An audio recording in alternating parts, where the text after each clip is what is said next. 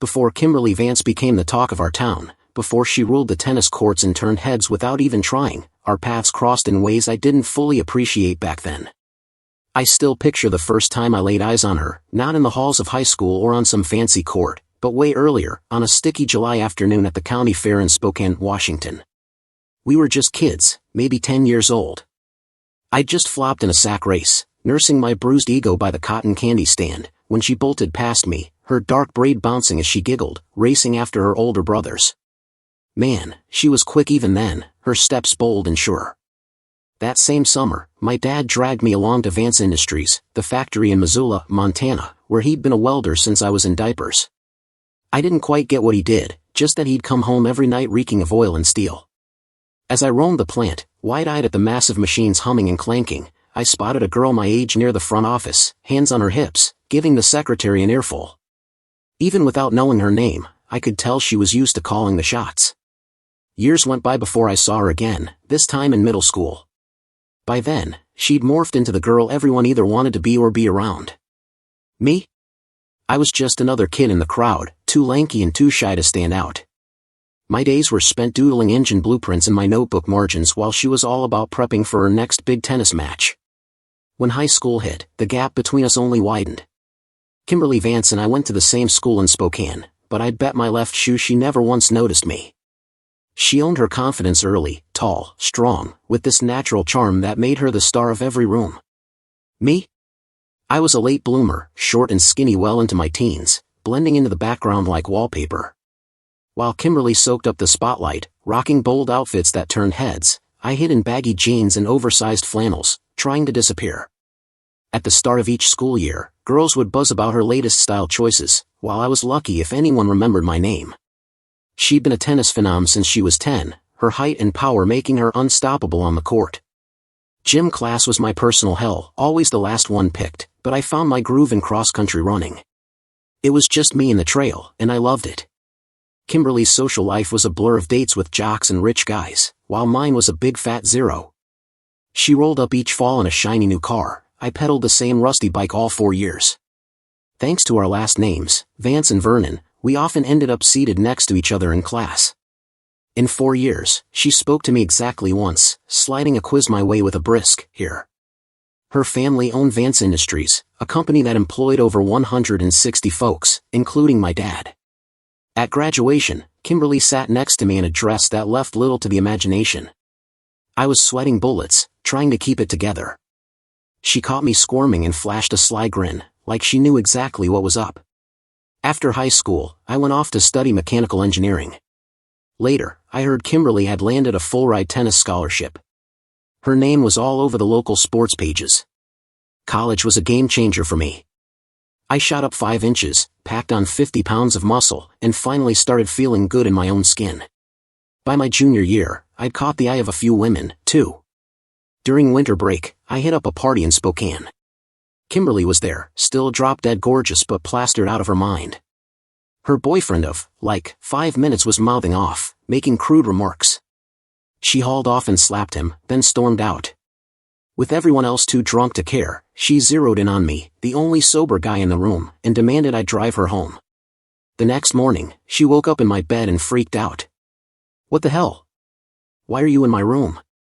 I held up a hand before she could lose it. "Relax. You were hammered last night. I kept you from hopping into some sketchy cab, cleaned up after you barfed in my car, and made sure you didn't choke on your own vomit. Most importantly, I didn't lay a finger on you." She stared at me, her shoulders loosening. I must have gone way overboard. "Do I even know you?" I chuckled. "Yeah, I'm Wade Vernon. We sat next to each other all through high school. I was the nerd in baggy shirts." Her eyes lit up with recognition. "No kidding. I remember you. You always aced everything. I totally cheated off your tests." I grinned. "Yeah, I noticed. I let you. It was the only way I got to talk to you." We both cracked up. She rubbed her forehead, groaning. "Well, now that I know you're not a creep, I could really use some coffee and maybe a bagel." "Coming right up," I said, heading to the kitchen. I caught her eyeing me in the mirror as I left, a little smile tugging at her lips. I came back with coffee and a bagel slathered with strawberry jam, an apron tied around my waist for laughs. Kimberly snickered. That's way too much jam. I smirked. Don't worry, I never let good jam go to waste. Still, Kimberly had gotten jam all over herself, her eyes sparkling with mischief. Oops, she said, all innocent. Guess I made a mess. Laughing, I leaned in, kissed her, and slowly wiped the jam off her skin with a napkin. I wasn't like those guys who only cared about themselves. Maybe it was all those years of cross-country, the patience and stamina, but I always figured taking my time got the best results. After a long, steamy shower together, we curled up under the blankets. As I ran my fingers along her shoulder, I asked, "So, why were you crashing at Jenna's place instead of with your folks?" Her voice dropped, barely a whisper. It's messy. My family, especially my brothers, we just don't click. I could tell she didn't want to dig into it, so I switched gears. What's on your plate today? She eased up, her face softening. Got some last-minute holiday shopping, then a tennis match at 2. I raised an eyebrow. In a foot of snow? She grinned. Indoor courts at the country club. Perks of being a member. She winked, and I couldn't help but laugh. My day took some wild turns I didn't see coming. About a month back, I'd landed an interview for 1 p.m. today with none other than Harold Vance, Kimberly's dad and the big boss at Vance Industries. Talk about irony, going from spending the morning with his daughter to sitting across from him in a suit. I hadn't worn one since high school graduation, so I'd splurged on a new one for this. No matter how my day started, I needed this gig. Taking a deep breath, I stepped into the Vance Industries building in Tacoma, Washington, and waved at my cousin Brenda, who was manning the front desk. She shot me a grin before ducking out to let Mr. Vance know his 2 p.m. was here. A second later, she came back with a sly look. He's ready for you. Walking into his office, I took in the polished oak walls and framed photos of Mr. Vance and his old man. He stood, giving me a solid handshake, then motioned for me to sit. Wade, what's your story today? He asked, cutting right to it. I sat up straight, meeting his eyes. I'm a freshman at the University of Washington, hunting for a summer internship. Vance Industries is my top pick. He raised an eyebrow. Why us?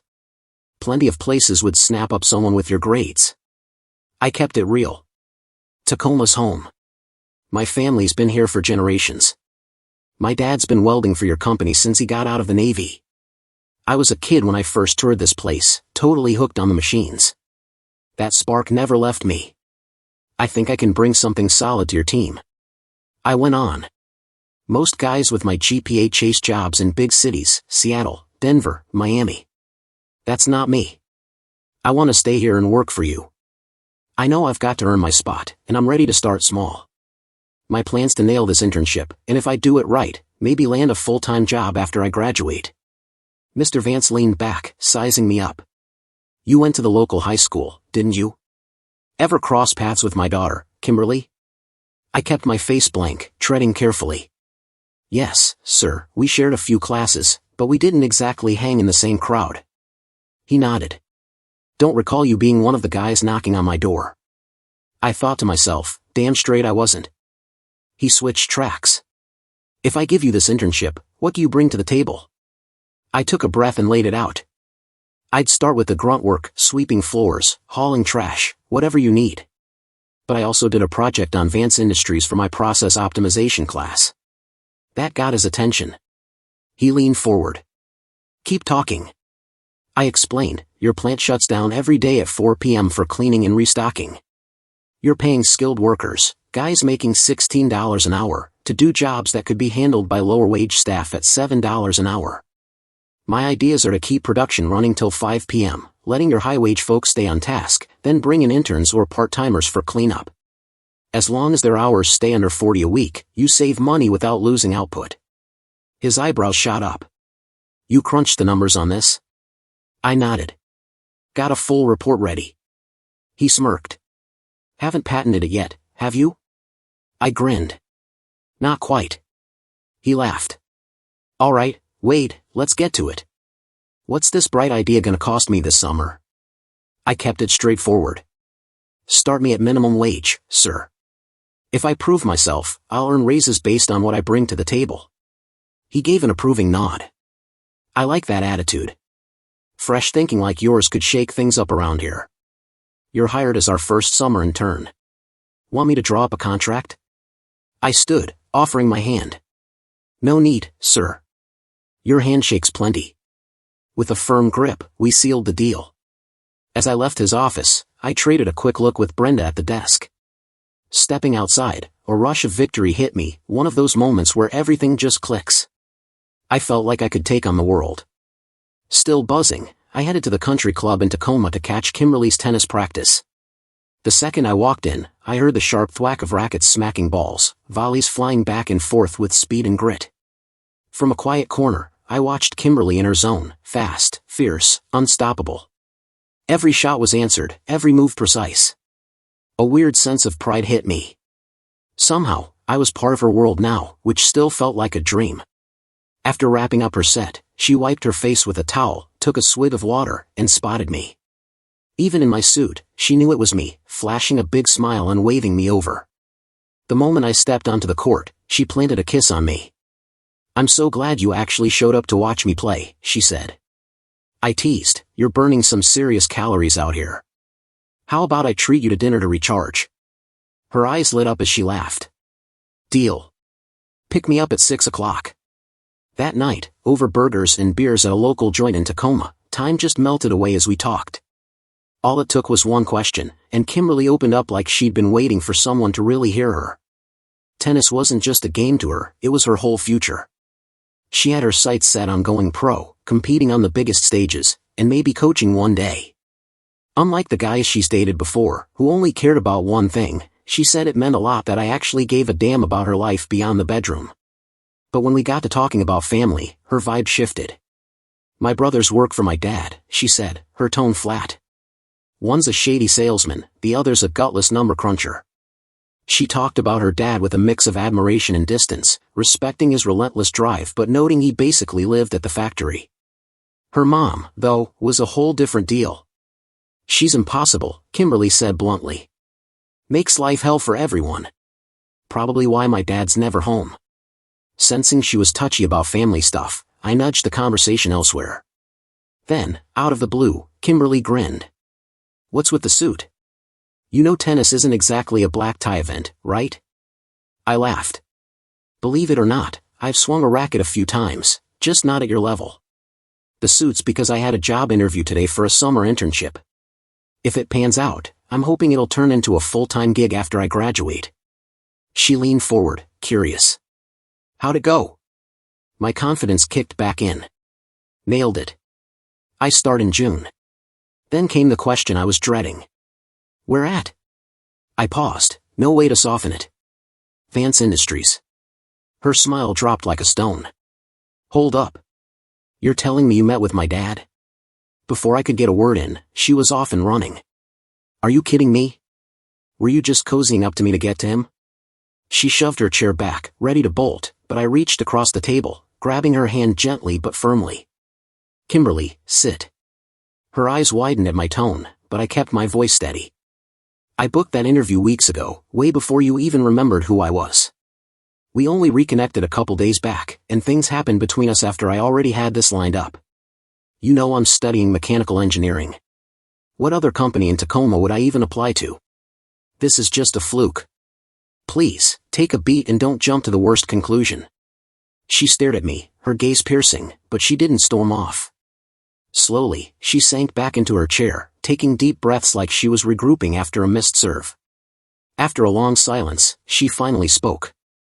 Okay, I get it, but come on, Wade. You show up out of nowhere right before you're set to meet my dad, the same day we start, whatever this is. That's a little too perfect. I sighed. Your name came up, but just barely. He asked if we went to the same school. I said yeah, but we didn't run in the same circles. That's it. She tilted her head, sensing I was holding back. I hesitated, then fessed up. He also said he didn't recall me being one of the guys chasing after you at your house.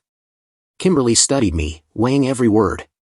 Then, bit by bit, her shoulders relaxed. You know, I actually respect that you laid it all out. If my dad had brought it up first, I probably would have assumed you were playing me. I nodded. That's why I'm telling you straight up. She let out a breath, her frustration easing. All right, but let's be real, this is gonna get messy. How do you think this'll play out for us? I took her hand again. I don't have a crystal ball, but I know I like being around you. You're one of the most fascinating people I've ever met, and I want to see where this takes us. Whether I work for your dad or not doesn't change how I feel. If he wants me gone, he can boot me on day one, but I'm not letting something this small derail us. For the first time since the tension spiked, she smiled. You're stubborn, I'll give you that. You've got your thing, engineering. I've got mine, tennis. We might end up worlds apart, but for now, let's just roll with it. She leaned closer, dropping her voice. Speaking of which, how about we head back to my place? Nothing lasts forever, though. When the holiday break ended, we both went back to school. Saying goodbye hit harder than I expected. Kimberly's eyes glistened as we parted, and I felt a lump in my throat. For weeks, we talked every day, then phone calls turned into emails. On Valentine's Day, we sent each other sappy cards full of promises to meet up soon. By June 1st, I started my internship at Vance Industries in Tacoma. From the jump, I was all in, soaking up everything about fabrication, product design, and plant operations. The crew welcomed me, and my eagerness didn't go unnoticed. Having my dad as a shop supervisor didn't hurt either. One of my first wins came when Mr. Vance greenlit my plan to shift cleaning tasks to lower-wage workers, cutting costs without slowing down production. Seeing my idea roll out so fast felt like a pat on the back and lit a fire under me. One afternoon in mid-June, I was sweeping the shop floor just before closing when a familiar voice rang out, laced with teasing sarcasm. A janitor? My boyfriend's a janitor. How embarrassing. I spun around to see Kimberly standing there in a light sundress, looking like she just stepped out of a magazine. I started toward her for a hug, but she threw up her hands, grinning. Nope, I don't hug sweaty janitors. Leaning on my broom, I smirked. Fair, but what if this janitor's also a hotshot in turn? That worth a hug? She pretended to mull it over. Maybe, but only if he's buying me dinner. I laughed. Done. Name the time and place. 6 o'clock, my parents' house, she said, raising an eyebrow. Not sure you can even find the fancy part of town, but if you're not there by 6:03, I'm not waiting. With a playful smirk, she twirled and strutted off, her dress swishing just enough to make the other workers chuckle at our banter. I wasn't messing around, though. I had a dinner date, and I wasn't about to be late. By 5:50 p.m., I pulled up outside the Vance estate in a quieter part of Tacoma. Through the peephole, Kimberly must have seen me, but she didn't open the door right away. All right, if she wanted to play, I'd play. At exactly 5:57 p.m., I strolled up to the massive front door and rang the bell. A sharply dressed woman with a warm but professional smile answered. Can I help you? Yes, ma'am, I said politely. Wade Vernon, here to see Miss Kimberly Vance. A knowing glint crossed her face. Of course, Mr. Vernon. Miss Kimberly's expecting you. Please, take a seat. I sank into a cushy chair in the foyer. Right at 6 p.m., Kimberly appeared at the top of the staircase, her lips curving into a teasing smile. Well, look at you, she said. I half thought you'd bail. Janitors don't usually waltz through the front door of the company president's mansion. I grinned back. Maybe not, but some are interns. We own that front door. She laughed and reached for my hand. Come on, I want you to meet my parents. I wasn't sure I was ready for that, but I followed her into the sprawling living room. Kimberly's dad was flipping through a newspaper, and her mom was glued to the TV, the room heavy with tension you could cut with a knife. Dad, Mom, Kimberly said smoothly, meet my date for the evening, Mr. Wade Vernon. I turned to Mr. Vance and nodded. Good to see you again, sir. He gave a warm smile. Likewise, Wade. Then I faced her mom. Pleasure to meet you, Mrs. Vance. She let out a sharp huff, barely hiding her disdain. This is your date? The janitor? Kimberly didn't flinch. Oh, don't worry, Mom. Wade's got high standards, so high, I might not even make it home tonight. I nearly choked on my own spit. Was she trying to stir the pot or test my nerve? Before I could say a word, she tugged my hand. Let's go, Wade. We've been here long enough. Still reeling, I glanced at her parents. Nice to meet you, Mrs. Vance. Good evening, sir. Mr. Vance chuckled. See you at 7:30 a.m., Wade.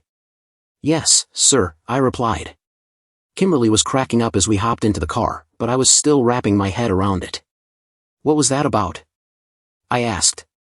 Why'd you throw me into the lion's den like that? She grinned. It was a little lesson for my mom. She needed to see why I'm with you. And you handled it like a champ, cool as a cucumber, quick on your feet. If I'd written your lines, I wouldn't change a thing. I let out a breath. Kimberly, I love hanging out with you, whether we're chilling or closer. But my job at your dad's company means a lot to me, just like tennis does to you. I need you to respect that. I've got your back with your goals, and I need you to have mine. Her face softened a bit. I'm used to calling the shots, Wade, but I'll try to think about how my moves affect you. Changing the subject, I said, speaking of, I haven't heard from you in weeks. What's been up? A playful smirk crept in. They say distance makes the heart ache for more. What did you want to hear? I shook my head. Nah, I just know I missed you. Her eyes warmed. That means a lot, Wade. I missed you too. At the steakhouse in downtown Tacoma, I raised my glass. To you being back and making this town a whole lot brighter. We clinked glasses, and I asked, so, how long have you been back, and why'd you wait to hit me up? She shrugged. It wasn't planned. My dad needed me to sign some company papers since I'm on the Vance Industries board. Had to swing by. I raised an eyebrow. You're on the board? She smirked. Wade, when you're trying to impress me tonight, don't forget I'm technically your boss. Wouldn't want to give you a bad review. I fought a grin. No clue about that one. She saw right through me. Oh, please. I know you did your homework before starting at Vance Industries. She wasn't wrong. I knew she and her brothers owned 30% of the company, with senior staff holding another 10%, but her dad still called all the shots with voting rights. Since I had an early shift and Kimberly was running on fumes, we cut the night short. By noon, she was packed and headed to Oregon for the summer, splitting her time between tennis clinics, coaching kids, handling odd jobs, and playing as much as she could. We stayed in touch with emails, calls, and the occasional letter, but as weeks passed, our connection fizzled. By Christmas, we were barely talking. She was deep in her world, and I was knee-deep in mine. That summer at Vance Industries in Tacoma was a crash course no classroom could touch. I dove into the nuts and bolts of precision manufacturing, working on projects for aerospace heavyweights like Lockheed Martin, Northrop Grumman, and Textron. Not everyone was thrilled to have me around, though. Bryce Vance, Kimberly's oldest brother and head of marketing, had it out for me once he heard I'd been dating his sister. His attitude got worse from there. Bryce never called Kimberly by her name, tossing out nicknames like Queen Bee or, when he was feeling extra nasty, Princess Heels. Nearly a decade older, he got a kick out of riling her up. Despite his fancy title, Bryce's marketing game was stuck in the 70s, think lavish dinners, cigar lounges, and hard sell pitches. Most clients sidestepped him, dealing straight with plant managers for pricing and logistics. Still, he burned through company cash on over-the-top parties and client entertainment. His dad let it slide, probably because Bryce wouldn't last a day outside the family business. Then there was Gavin, the middle brother, a whole different kind of mess. As purchasing manager, his role was critical, but he was either clueless or just didn't care. Production stalled constantly because he forgot to order materials or got the wrong ones. When he did show up, he'd sip coffee and zone out, probably dreaming about his next fishing trip.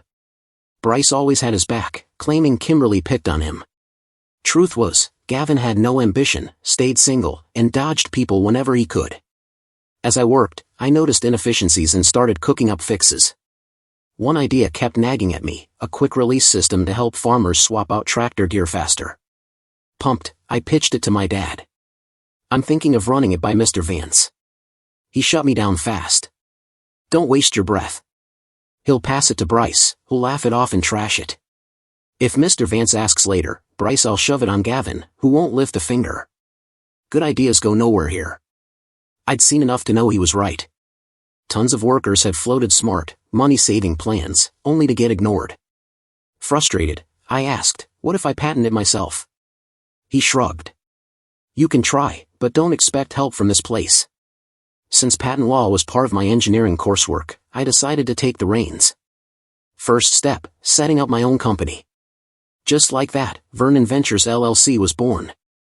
Every spare minute outside work went into building and testing my prototype. I needed a patent lawyer, so I hit up Dwayne, a local attorney I'd played basketball with a few times. We weren't tight, but he knew people. Dwayne hooked me up with his old law school buddy, a patent expert. By the end of summer, I'd filed 4 patent applications. Meanwhile, Kimberly and I traded the occasional email or call. Tennis was her whole world, and engineering was mine. We only saw each other once that year, over Christmas, when her family took a quick trip to Savannah, Georgia, cutting our time short. That night felt special, like we clicked on a deeper level, full of laughter, passion, and a quiet comfort that didn't need words. We talked about what the future might hold, whether we'd fit into each other's lives, but didn't land on any answers. The question just hung there. Right in the middle of my final exams, Dwayne called with a bombshell. "I've been chatting with a buddy in intellectual property," he said. "He's got his eye on your quick-release mechanism. Would you take $260,000 for it?" I nearly fumbled my phone. "Are you serious?" Dwayne laughed. "Dead serious. He also suggests pushing for a $1 royalty per unit sold for the next decade." My pulse was racing. "That's even better." His voice got stern. "Look, Wade, keep this hush-hush. You did all the work at Vance Industries, and if Bryce gets wind of it, he'll try to claim a piece. Deposit the cash in Vernon Ventures and keep it separate from your personal accounts. And don't tell your dad. If word leaks, the whole company will be buzzing." Dwayne had one more pitch. "Are you sticking with your folks after graduation?" "For now," I admitted, "but not long-term." He mentioned a foreclosed house the bank was itching to unload, solid bones but needing interior work. "Put some of that patent money toward a down payment, and the bank will cover the rest." It made sense, and just like that, I was a homeowner. As I settled into my new gig at Vance Industries in Tacoma, Washington, my official title became lead engineer. The pay wasn't top tier compared to my classmates, but I saw big potential. This was my shot to build something real. Between 45-hour work weeks and fixing up my house every night and weekend, my life was slammed. No time for bars, no pickup basketball, no dating. I tried keeping in touch with Kimberly, but with her pro tennis career taking off, she was always on the road, making our talks rare. Then, one evening, out of nowhere, she strolled into my house while I was painting the living room. She scanned the mess, paint cans everywhere, dusty furniture, clothes strewn about, and wrinkled her nose. "What kind of chaos is this?" she asked, arms crossed. I grinned. "I'd call it a cozy hideout." She rolled her eyes. "More like a rundown shed. You've been at this for months, why is it still a wreck?" "I'm working full-time, Kimberly," I said. "The board isn't exactly cutting me slack." She waved it off. "Just hire someone already." Then, like it was no big deal, she added, "I came here expecting a little romance, but I'm not getting cozy in a construction zone. Book us a room at the Marriott." I didn't argue, and let's just say my cooperation paid off nicely. That summer, Kimberly kept her habit of popping in unannounced between tournaments. She'd roll into Tacoma, we'd hang out, then she'd vanish for weeks. One day, while she was over, she dumped a suitcase of laundry on the floor. A pack of condoms fell out. I glanced at them, then at her. She smirked and shrugged. A girl's gotta be prepared. Part of me wanted to be pissed, but we weren't married, engaged, or even living together. I had no claim to jealousy, so I let it go. I made it to a few of her matches when I could, but something felt off. One afternoon, as we sat together before a game, a group of guys came up to her. She brushed them off fast, and they backed away with quick apologies, like, "Oh, my bad, forgot." It didn't sit right. If I hadn't been there, that conversation would have gone differently. Meanwhile, my career was on fire.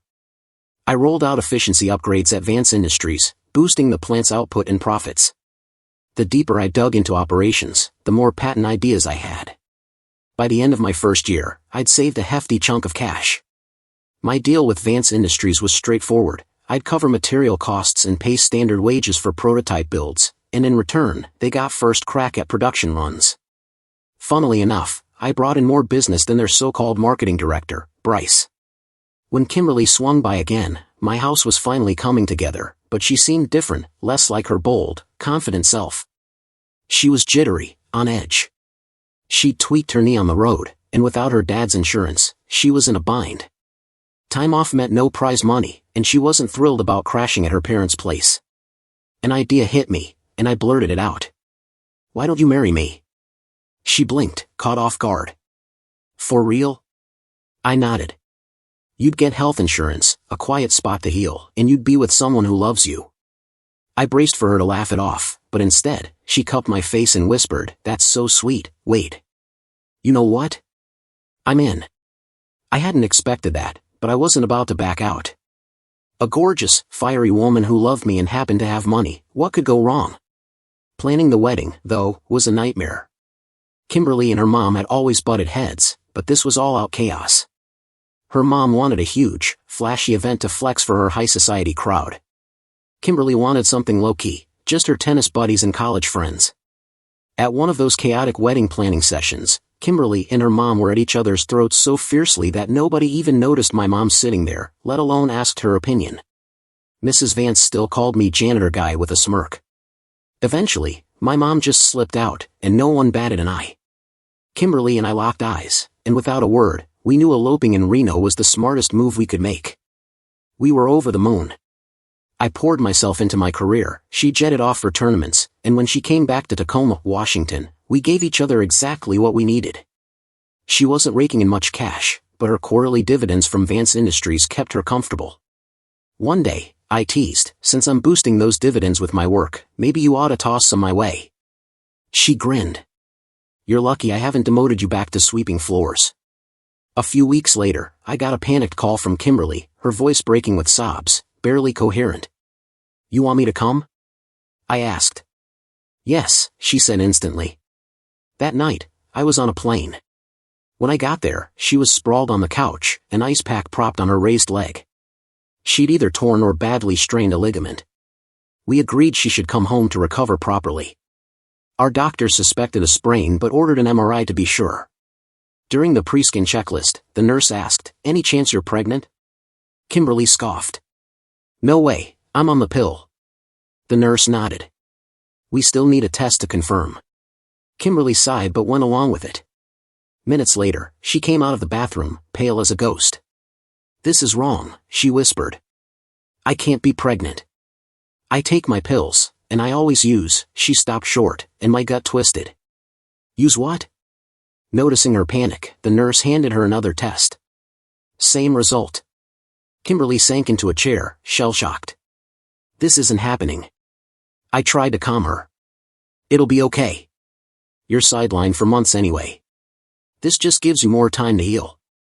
She eventually took a coaching job at a local girls' academy. Even though she couldn't play, she was a natural teacher, and her students shone. One team even clinched the state title. She used the school's gym for rehab, slowly rebuilding her strength. But if Kimberly despised anything more than being injured, it was being pregnant. Every day was a battle. She hated her body's changes, grumbled about the discomfort, and found zero joy in it. Her chest got noticeably larger, and when I casually asked if she'd consider breastfeeding, she snapped, "Not a snowball's chance." The delivery was rough, and she needed extra care afterward.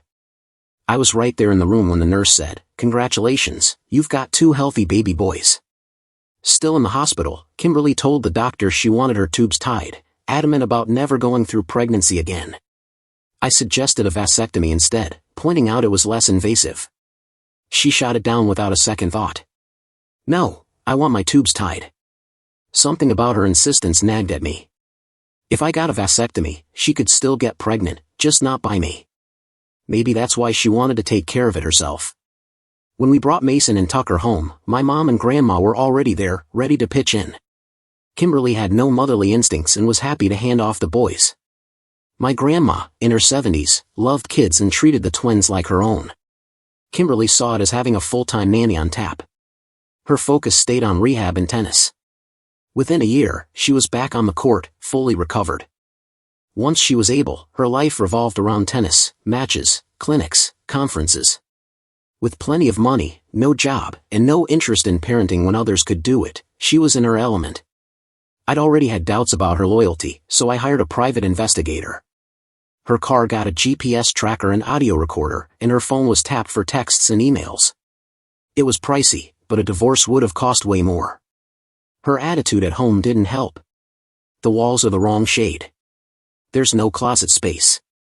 My family antiques shouldn't be in storage. Nothing about our house was good enough. I started coming home early to help, folding laundry, vacuuming, taking out the trash, but it was never enough.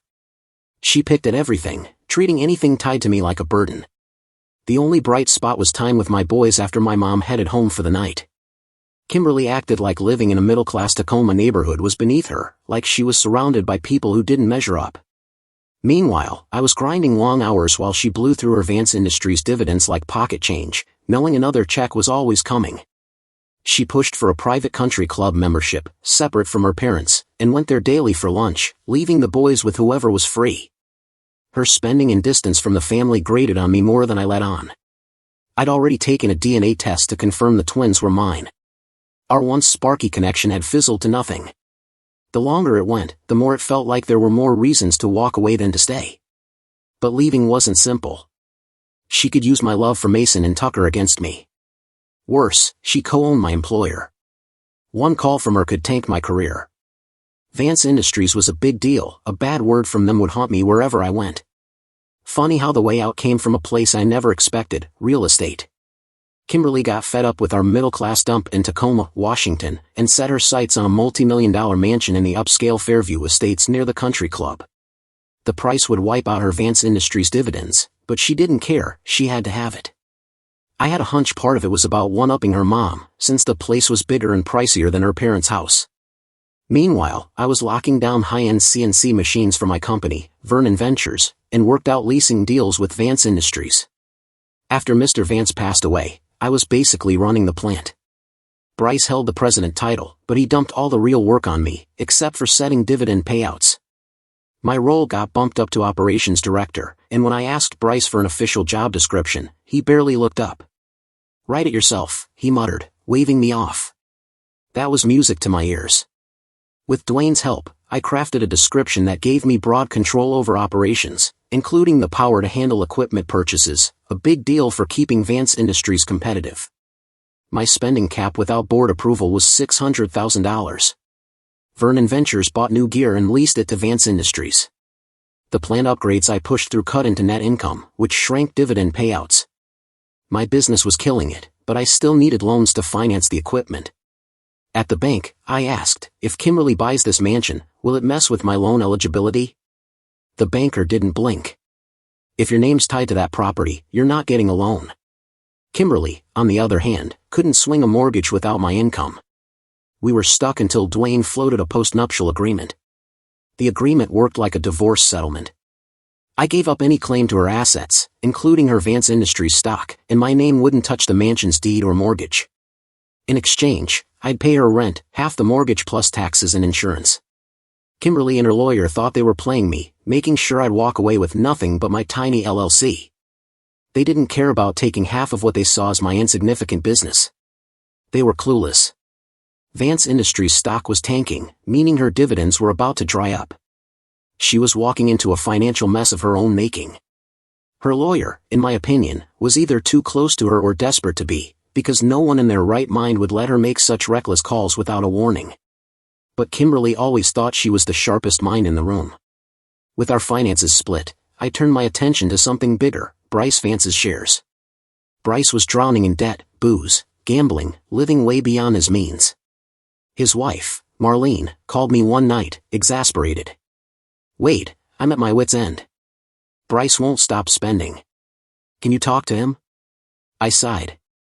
"I can try, but you know how he is." When I confronted him, he smirked. "Maybe you should worry about keeping your own wife in check before telling me how to live." I raised my hands. "Fair point. Just know I'm here if you need me." Truth was, I wasn't about to help him, I was waiting for him to crash so I could swoop in and buy his shares. That moment came a month later when Bryce got nabbed for a DUI with illegal drugs in his car. Desperate, he called me. "Wade, I need $1 million, fast." His mess was worse than I thought. On top of legal trouble, he owed huge gambling debts to some nasty folks. If he went to jail without paying, he might not come out alive. I acted like I was mulling it over. "I can loan you $1 million, but I need your $6 million in company stock as collateral. You'd have to transfer your shares and voting rights to me. Bryce hesitated. Can I buy them back later? Sure, I said smoothly. $1 million within a year, no interest. But it's non-transferable, you can't sell to anyone else. Too deep in the hole to haggle, Bryce agreed. After covering his debts and legal fees, he had just enough left to hightail it to Atlantic City, where he swore he'd become a pro gambler. That told me all I needed. He'd never claw his way back to buy those shares. To fund the deal, I used my Vance Industries stock and Vernon Ventures shares as collateral. Dwayne handled the paperwork and gave me a grin. Congrats, Wade. You now control 40% of Vance Industries, including employee-held shares. Just 11% more, and you've got the majority. Gavin Vance, meanwhile, was a ghost. Some days, he didn't show up at all. Others, he just sat in his office, staring out the window like a lost puppy. One afternoon, I poked my head in. You all right, Gavin? He let out a heavy sigh, rubbing his forehead. I can't keep this up, Wade. It's too much. My doctors got me on max-dose antidepressants, and they're not doing squats. This job's gonna kill me. I leaned against his desk.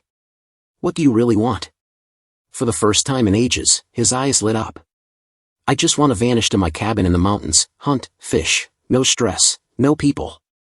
An idea sparked. Would you sell me your shares? Gavin shook his head. I tried, but nobody wants 30% with Bryce and Kimberly in the mix. They'd screw any minority shareholder. And if I sold, I'd have to figure out how to invest the money to make it last. I leaned in. What if you don't sell outright? I pay you a fixed amount every month for life, and you hand over the shares to me. His eyes widened. You'd do that? Absolutely. He hesitated. How much? I held his gaze. What do you need to live comfortably? He thought for a second. 10 grand a month would be plenty. Done, I said. I'll get the paperwork ready. You can clear out your office and quit whenever you want. Relief washed over him. Thank you, Wade. You don't know what this means. When I told Dwayne the plan, he was practically giddy. Wade, Gavin's have to live another 40 years for this to match the value of his shares. And let's be real, he won't make it 10. I grinned at Dwayne. Exactly. Gavin's happy, and that's what counts for him. I've got the reins on Vance Industries for at least the next decade. Dwayne shook my hand, beaming. Congrats, Wade. Thanks, I said. Now it's time to handle Kimberly. The house I'd poured so much sweat into fixing up in Tacoma, Washington, never met her standards. I refused to sell it, so I turned it into a rental. The last tenants had moved out 5 months earlier, and I hadn't gotten around to finding new ones. That ended up being a lucky break. By September 1st, Kimberly was off in Chicago for the US Open, probably catching matches but more likely keeping herself busy with someone new. Meanwhile, I packed the few things I was allowed to take from the mansion and moved back into my old place with Mason and Tucker. By nightfall, we were settled in. The boys had long stopped asking about their mom. She'd been so inconsistent that her absence barely fazed them. When she was around, her cold, distant vibe left them uneasy. I tried calling her, knowing I was probably interrupting whatever she had going on. She either ignored me, sent calls to voicemail, or fired back short, snippy texts with no follow-up. Once we were fully out of the mansion, I left her a note, I'm not paying September's rent. The boys and I have moved out. The next morning, I strolled into the office. Brenda, always on top of things, had just sent out a 14-day notice for a shareholders meeting. The agenda, share transfers, management restructuring, and third-quarter dividends. She looked up, eyebrows raised. There's a lot going on I wasn't looped in on. Care to fill me in before folks start asking? I flashed a smile. Good news, Brenda. I now own every single one of Bryce and Gavin's Vance Industries shares. That gives me 70% voting control. Kimberly? She's out of the picture. A sly grin spread across her face. Lord, I've never liked that woman, not since high school. Kimberly got back from Chicago a few days later and found my note. Within minutes, my phone was blowing up with her furious calls. You owe me rent, she screamed. How am I supposed to cover the mortgage without it? I kept my cool. Not my problem. Her voice turned icy. If you don't bring me that money, I'll just hike my dividends to make up for it. I'll take it right out of your paycheck. You're making a huge mistake, Wade. It was obvious she hadn't talked to her brothers or even glanced at the shareholder meeting notice sitting in her mailbox. By the time the meeting rolled around at the end of the week, Kimberly was a no-show. The only ones there were me, holding 60% of the shares, my dad, with 10% for the employees, Dwayne, now the company's corporate lawyer, and Brenda, the longtime board secretary. First motion, approving the transfer of Bryce and Gavin's shares to me. Second, officially naming me president and chairman of the board. Third, canceling shareholder dividends due to falling profits and reinvestment in new equipment. Every motion passed without a hitch. Not long after, my dad left my office, and Kimberly came charging in, her lawyer trailing behind. She burst through the door, eyes flashing. Get out of my dad's chair, you lowlife. You're fired. Clear out of this office now. Clearly, her lawyer had finally tipped her off, forcing her to skim the meeting notice she'd ignored. But she was too late. Her gaze darted around, frantic. Where are my brothers? You don't have power of attorney over them. I leaned back, smirking. Don't need it. I bought their shares. Voting rights are mine. Her face went pale. I'd seen this meltdown coming, so I handed her the notarized transfer documents and signed board approvals. Her lawyer grabbed them, scanning the pages before scoffing. This is nonsense. You won't get away with it. We'll drag you through court. We both knew he was full of it. Brenda, ever efficient, passed Kimberly the official meeting minutes. I leaned forward, voice steady. Take a good look at the share transfers. I'm president and chairman now. Then I nodded at the wall behind her. Check out the portraits, 3 generations of Vance Industries leadership. Your granddad, your dad, and now me. That's when it hit her. Without dividends, she couldn't afford the mansion, the fancy cars, or the country club dues. She'd never saved or invested smartly, her whole financial plan relied on those quarterly checks that were now gone. A flicker of panic crossed her face, but she quickly covered it with a smooth tone. Wade, let's talk this over at dinner. I'll have your favorite ribs brought in from the country club. Come by at 6 o'clock, and we can sort out the details. Neither of us really wants a divorce. We should think about what's best for the boys. I nearly cracked up. Kimberly had never once put Mason and Tucker first, but now, backed into a corner, she was suddenly playing the doting mom card. I went along with it. Looking forward to our chat. At 6:28 p.m., I rang the doorbell of the mansion in Tacoma's Fairview Estates. Kimberly opened the door in a sleek satin dress that clung to her figure, her makeup perfect, her hair styled just so. Wade, Wade, Wade, she cooed. No need to ring the bell, this is your home. I stepped inside, keeping my tone light. Just didn't want to barge in on anything. She smirked. Nothing to interrupt. Wine? I nodded. Sure, sounds good. She poured a glass and got right to it. Gotta hand it to you, Wade. I always knew you had drive, but this. You skipped ahead 2 decades. How'd you convince my bonehead brothers to sell? That was genius. She twirled her glass. Now it's just us. We run Vance Industries together. We should celebrate, there's champagne chilling for a toast after dinner. I learned a bit. Kimberly, want to know how I pulled it off? I worked my tail off. While you were out chasing your flings, I was here building something solid. Her smile wavered. Let's be clear, I said, voice firm. I moved out because I'm filing for divorce this week. I let that hit before dropping the hammer. This isn't a team effort. I've got the majority stake, and what I say goes. You can keep your shares and stay on the board, but there won't be dividends for at least a year. Her face twisted with panic. You can't do that, Wade. That's my only income. How am I supposed to live? I scoffed. Should have thought about that sooner. She dropped the sweet act. Wade, maybe I had a little fun with a couple guys, but I was always loyal to you. Ask anyone in Tacoma. I laughed, shaking my head. Kimberly, for the last year, I've had a private investigator tailing you at every tournament. He's got photos, videos, enough to prove that's a flat-out lie. Her face went white as reality sank in. She had no defense, no fallback. But she wasn't done swinging. If you divorce me, you'll still owe alimony and child support, she snapped. Might as well stay married, it'll cost you less. I smiled. You forgot something. That postnuptial agreement you pushed for? It blocked me from your assets, but it also means you can't touch mine. No alimony. She scrambled for a comeback. And child support? I kept going. The boys live with me. They've barely seen you in months, and when they do, they're scared of you. I've logged every night you were actually home, you were gone over half the year. Good luck convincing a judge you're their primary caregiver. Her confidence cracked, but she tried to rally. Fine, she said, forcing a calm tone. Just give me $6 million for my shares, and I'll walk. I let out a low chuckle. Sweetheart, I don't need your shares to run this company. My 70% gives me total control. Your 30% is worthless to me. Her jaw dropped as she realized how badly she'd misjudged. And let's be straight, I added. As long as you hold those shares, not a single dividend will be paid. If I need more cash, I'll bump my salary. If the company's doing well, employees get bonuses before you see a penny.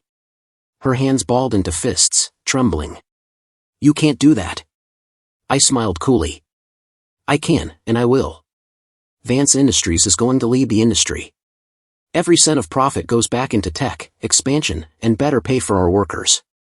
Shareholders can wait. Her voice dropped to a whisper. Then buy me out. I leaned forward, savoring the moment. I will, but not for $5 million. I'll give you $110,000 for your whole stake. That's the market value for a minority shareholder with no say in a company they can't steer. Her breath caught. That's not fair. No, I agreed, it's business. She grasped at her last straw. You really won't pay child support? I shook my head. You haven't been their mom in years. They don't even ask about you anymore. And if they did, I've got evidence, photos, videos, records of your lifestyle, your absences, your flings. You walked out on them, Kimberly.